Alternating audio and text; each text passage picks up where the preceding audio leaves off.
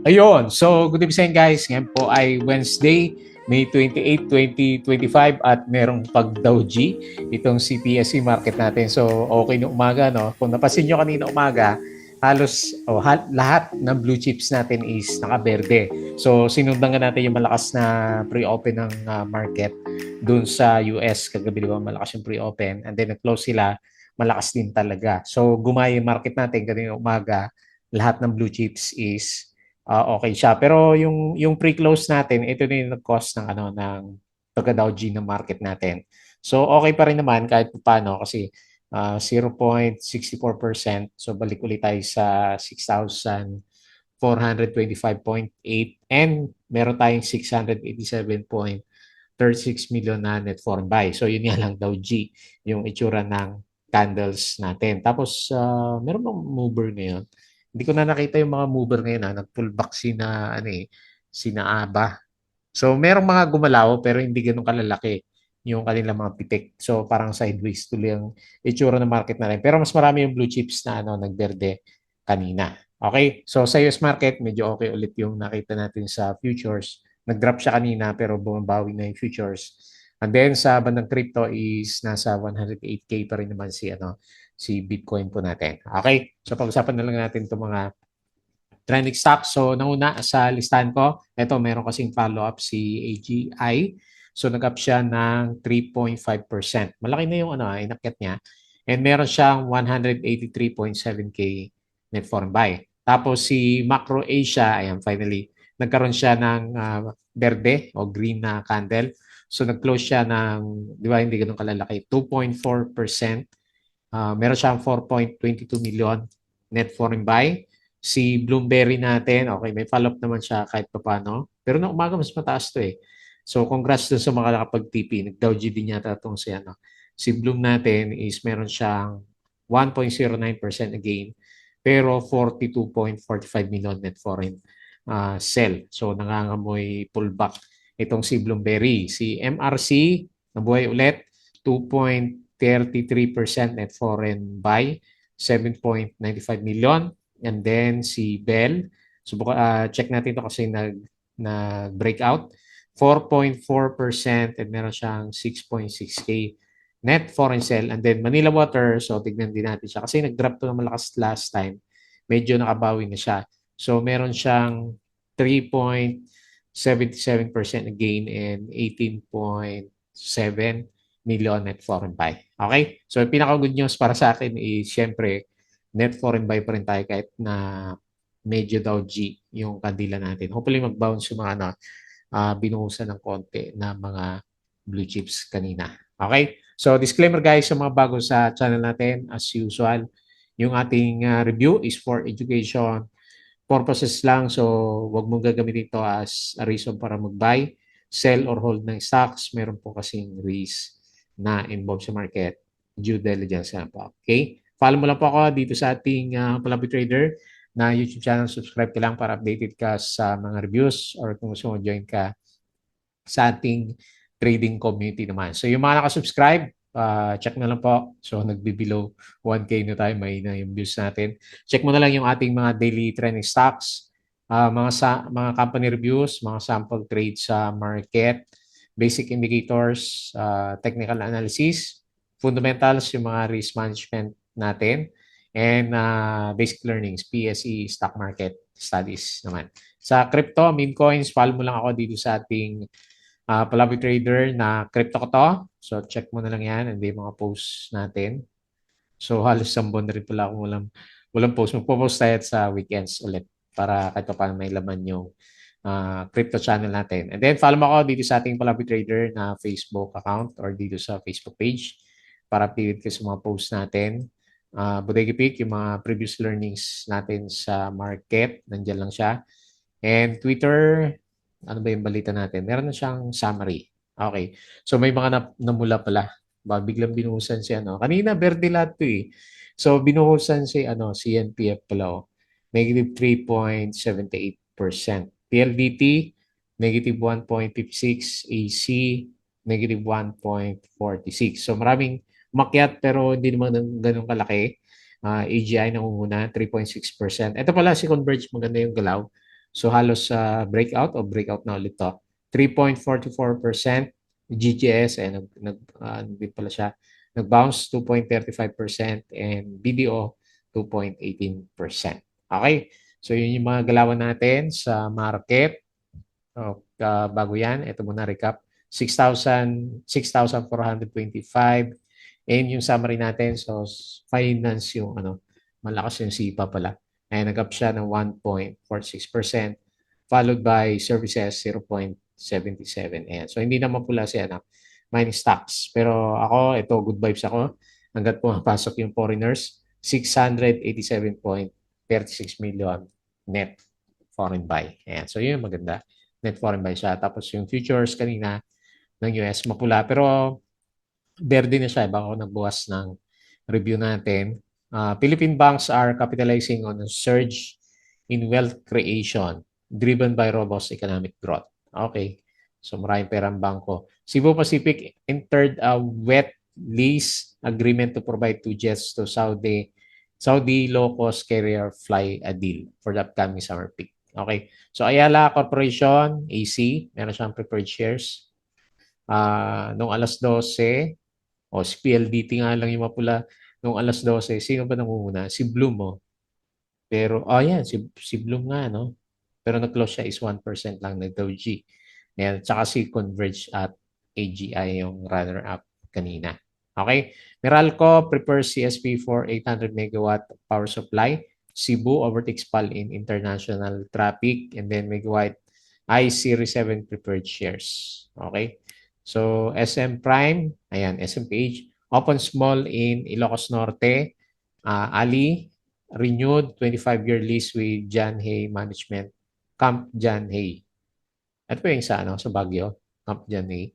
Ayan, Meralco seeking DOE approval to procure 800 megawatt baseload capacity. ASEN, laging renewable energy stock in terms of equity price. So, laglag na naman kasi ito. Ayan, mahina.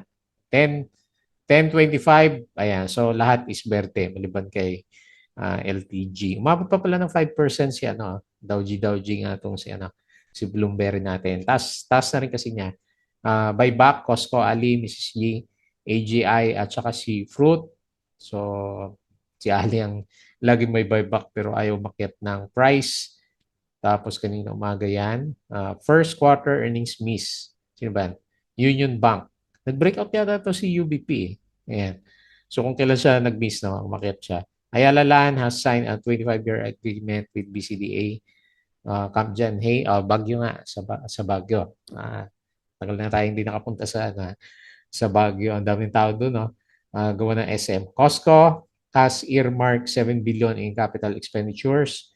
Meralco is awaiting the Department of Energy approval to proceed with two planned power supply biddings. Hindi ko na inabot yung nung nasa Baguio tayo, hindi ko na inabot yung SM. Ayan, hindi na rin ako nakabalik after nun. Costco, first quarter, 25 profits ahead of forecast. Upson, okay, nag-up kahapon, nag-breakout. Tapos, Meralco ulit. Tesla, okay, maraming stock sa US nag-upsurge kahapon kasi nga bullish yung kanilang market. Okay, so Jollibee Foods Corporation, Tony Tan Caccion sold 30% stake in Seajoy Poultry Realty. Ayaw na niyang mag-poultry. So Ayala Corporation, restructuring AC Logistics, PRIT Q1 dividends up 2% year over year. Tapos AGI kahapon yan. Cebu Landmaster is going green in a big way with North Grove at Pristina Town na yan. So publicity niya. Okay, so yun lang. Maganda kasi yung galaw na US market kaya halos berde yung majority ng blue chips kanina naman. Okay, so patalasas ulit yung mga bago sa channel natin. As usual, paki-double check na lang po yung ating Patreon channel. So yung mga gusto na guide sa trading sa Philippine markets, sali lang po kayo dito sa group natin. Okay, so punta tayo dito sa charting. Okay, so bakit naman daw G yung binigay mo?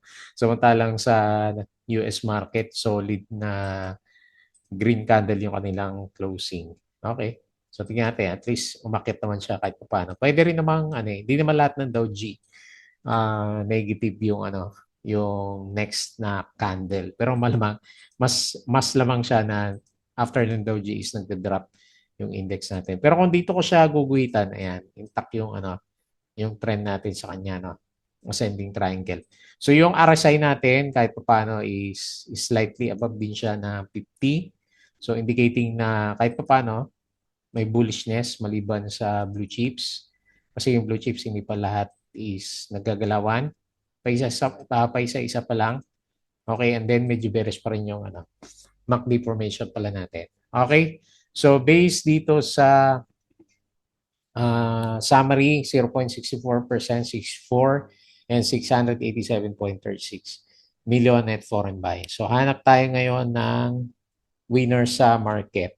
Okay. So yung may volume na lang X. Ba, may volume din siya Kung nag-breakout pala si X kumita na ba to?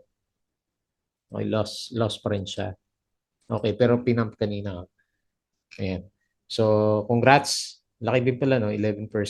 Tapos sino pa? Walang volume yung iba. PNB. PNB pala yung nag-breakout, hindi si Union Bank. Si Bell, 4.4. Pag-usapan natin. Manila Water, 3.7. Nakabawi na siya. Tapos si Converge, yun, pa-breakout ulit. Si Security Bank, ay finally, nag-green din. 3.39. Tagal ng ano niyan drop. FCG, downtrend pa rin pero up 2.99%. STI, wala sa listahan ko to So nag-ano pala siya, nagbe-breakout 2.88% and Macro Asia. Hindi pa masyadong obvious, 2.4%. So dito naman sa losers, so si Ara yun ang una, 5.6. Talaga naging negative sa kanya yung ano, yung earnings. Tapos si may volume CNPF. Ayan, binuhusan sa closing ba to? Pasilip nga, na-curious ako dun sa kasi kanina walang red na ano eh. Dahan-dahan siyang green up. Okay. Sa closing pala 'yon, no. Merong isang guhit doon sa pre-close lang. So hopefully mag-bounce bukas. Tapos si Petron, hindi na nakabawi. Negative 2.4%. Merrimart, pabagsak pa rin, no? Wala na. Negative 2.04%. Kailan kayong babounce yan. Tapos, PLDT, negative 1.56. Si Globe, nakalis na ba sa ano? Wala akong BP para kay Globe Ayan, so medyo lumalaban na yung price action natin sa kanya. Okay, nag-oversold kasi. And then, balik tayo dito sa market. Tapos, check natin si US. Okay. So based dito sa galawan niya is ang lakas kagabi nag 2% pala. S&P 2.05%, Dow Jones 1.78, Nasdaq 2.47. Tapos ngayon parang berde ulit siya. So S&P future 0.16, Dow future 0.05, Nasdaq 0.26. Naglag naman ngayon yung Europe stocks. Pero kahapon malakas sila. And then dito sa Asian markets mix, parang mas marami yung mapula. Okay, so verde. Red karamihan. Tapos dito sa crypto, steady lang si crypto natin. Bitcoin 108K, Ethereum 2.6, nagbiberde pa yung iba. XRP 2.3, BNB 686. Sol is 174. Dodge drop ng 2%. And si Shiba is drop ng 1.58%. Ang laki ng market cap niya, no? 8.4 billion. So 400 billion. Tama ba? Times sa 50. 400 billion peso. Talo pa niya sina SMPH yata sa laki ng market cap ni Shiba natin. Okay. So, yun lang yung nakita natin. Balik tayo dito sa chart. Okay, so unahin natin si AGI nga dito sa listahan natin. Nakailang araw na to So 1, 2, 3, 4, 4 na araw na siya. So mukhang i-close niya yung gap dito So ang nalalabi na resistance na lang niya para makabalik siya dito sa bandang taas is around 8.5. Ba, ganda ng galaw niya. Mukha abot pa ng 9 si AGI. So yun lang, kagaya ng sinabi natin kahapon sa kanya, overbought na masyado yung ano, yung RSI natin. Pero at least naka-recover na rin siya, no? Ang ganda. Ang lakas ng ano niya. Ang lakas ng swing ng ano niya, oh, ng price action niya. So nag-up siya 3.6% and meron siyang 183.7k net foreign buy. So tataas na natin yung support, no? Okay, nandito yung mga support niya. 7.4. So, mali mo, may isa pang spike si AGI natin bago siya mag-pullback kasi yung mga kasabayan niya nagpo-pullback na sina Bloomberry, di ba? So, nag-umpisa na sila magkaroon ng pullback. Ngayon, parabolic yung ano, yung itsura ng ano ng RSI at saka MACD formation. Okay? So, at least may blue chips tayo na ano, nagte-trending. So, karamihan kasi karaniwan hindi sila nagti-trending. Okay, so yun lang. Wala naman ako nakitang ibang catalyst na. Macro Asia, so antayin natin yung breakout nito. Mukhang malapit na. So maganda kasi yung earnings niya. First quarter, 7%. And then annual is 28.03%. Last time, ang cost ng drop niya ito, baba yung ano niya, mga earnings na lumabas yata sa kanya. Okay. Pero hindi naman ganun kababa. Pero grabe yung ano, yung drop ng price action ni ano ni Macro Asia. Okay. Anyway, may konting signs kahit pa paano. So tingnan natin kung matuloy yung breakout na yan ha. So unahan ko na yung breakout. So ang resistance is 4.38 kung ano kung matuloy yung ano yung price action natin para sa kanya. Hopefully ito na yung bottom niya. Kasi may mga lumabas na rin na Dow G. So, kung ito yung range niya is maganda yung pwesto niya ngayon.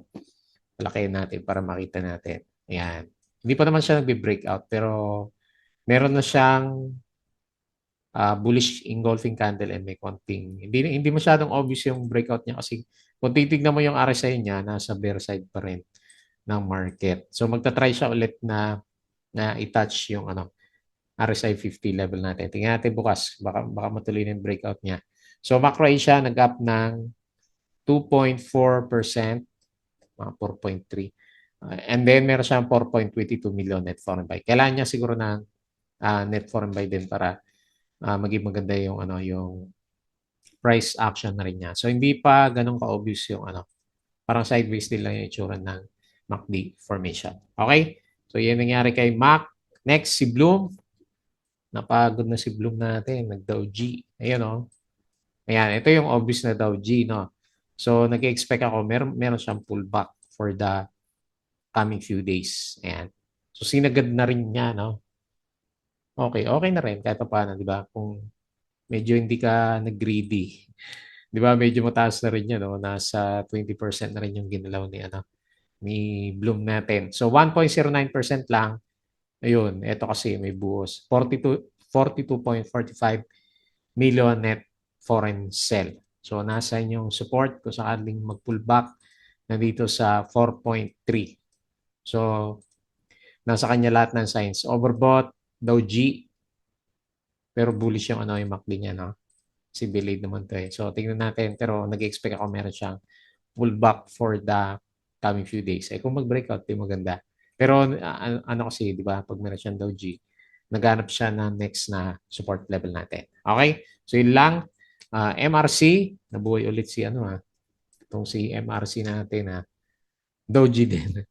Dow G, puro Dow G yung kadila natin Ayan. So, sinagad niya. Nag-breakout pala to kanina, no? Tapos binalik din niya. So anyway, tingnan natin. Overbought. Nasa kanya na rin yung sign eh. Dow G, overbought. Ayan eh. So, mali mo, lumaban siya pero eventually siguro pullback rin siya. Wala naman siyang catalyst, no? Wala tayong nababasa na catalyst para kay MRC. Ayan. So, Dow G. 2.33% and 7.95 million net foreign buy. So, tignan natin bukas yung kaibahan ng galaw ni ano kasi parehas naman sila may volume eh.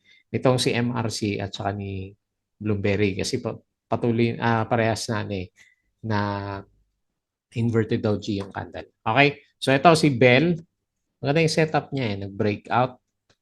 Ayan, nag-conso muna no bago siya nagpakita ng breakout. So 4.4% maganda yung pesto niya. Medyo malapit na sa overbought pero hindi pa naman. Ayan, nag-parabolic na rin yung ano, yung galaw ng price action or rather yung RSI at saka MACD formation. So, tagal din niya oh. Kailan pa tayo dito? July 2024. So, isang taon, no, May to July, no, bago siya nagkaroon ng breakout sa MA 100. So, ngayon, pwede na yata ito, no? Targetin natin itong 1.7 sa kanyang price and support is nandito sa 1.6. Okay? So, bullish tayo dito. And then, lastly, si Manila Water. Ito, medyo nakahabol na rin kahit pa paano. So, nakabalik na. So, magre-retest ulit dito sa 34.24. Mataas yata yung dividends nito last time eh. Ilan ba? Halos 6% yung dividends natin. Okay. So good. Hindi natin alam bakit siya nag-drop last time dito. Ang alam ko yung kay Maynila, di ba? Magkakaroon siya ng IPO. Ayan. So kaya siya nag-drop last time. Pero mukhang nag-subside na. Pabalik na yung price action, slightly above RSI 50 and nasa recovery stage na rin yung MACD formation natin. Okay naman pala yung first quarter at saka annual earnings ni Manila Water natin. Okay? So bullish kahit pa paano si MWC. So ganyan lang muna yung tingin natin sa market. Okay, may inverted doji. Pero hopefully net foreign buy ulit bukas kasi medyo optimistic yung mga galawan sa sa US market. So abangan natin ulit mamaya. Hopefully hindi ganun kalakas yung profit taking nila. Most likely kasi baka may profit taking sa US market natin. So bantayan natin yon and then saka natin malalaman kung anong direction ni PSC bukas. Okay, so yun lang muna bago tayo close. Please don't forget to subscribe dito sa ating Palabi Trader na YouTube channel. Join ka sa group guys. Crypto ko to. Follow mo na lang Facebook account, Facebook page, Bodega Peak, Twitter, and Patreon sa mga gusto ng guide. Sali lang po kayo. Okay, so yun lang. Maraming salamat. Kita ulit tayo bukas.